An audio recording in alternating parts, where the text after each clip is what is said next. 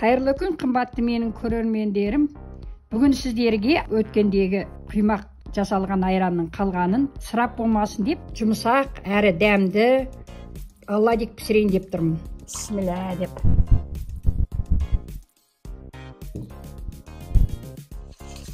Мынау қолдың үйған сүті, үйіп қалған. 250 грамм анау-мынау деп айта алмаймын, мен бармен пісіріп жатырмын. Кейін сіздерге жазып көрсетемін.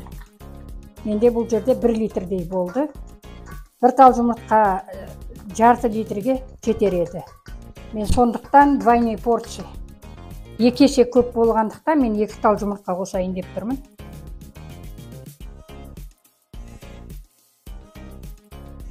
Алдымен жұмыртқаны езген дұрыс, негізінде жұмыртқаны езіп алған дұрыс.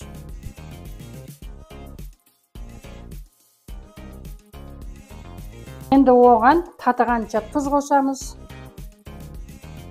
Қантты енді өте көп қажет емес, жалпы салмай-ақ қоюға да болады енді. Қант салайын, 1 қасық қана.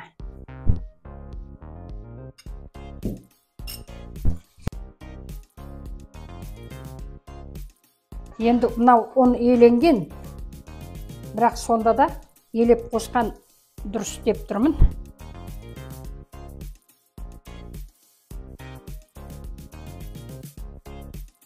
Құймақтың пісіретін сұйық болады ғой, бұл енді кәдімгідей қою болады.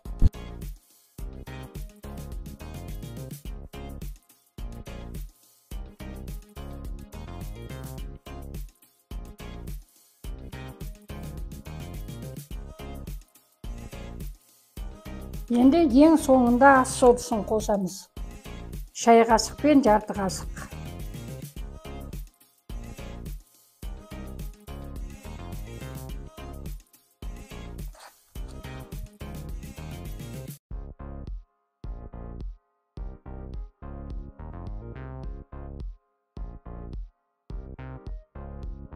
Міне менің оладиге дайындаған қамырым тіпті ашығаннан құсап, көтеріліп, шариктері шығып тұр.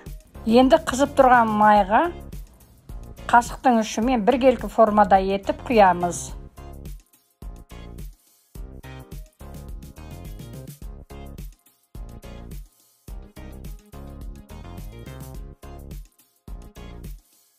Қызыл қоңыр болып піскен кезде екінші жағын аударып пісіреміз.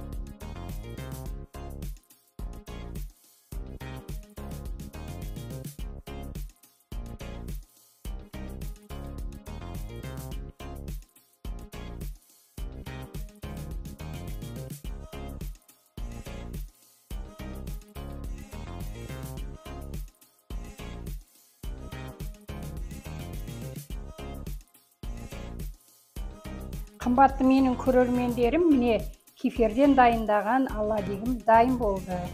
Егер де менің видеом ұнап жатса, лайк басып, пікірлеріңізді айта кетіңіздер. Сіздердің пікірлеріңіз мен үшін өте маңызды.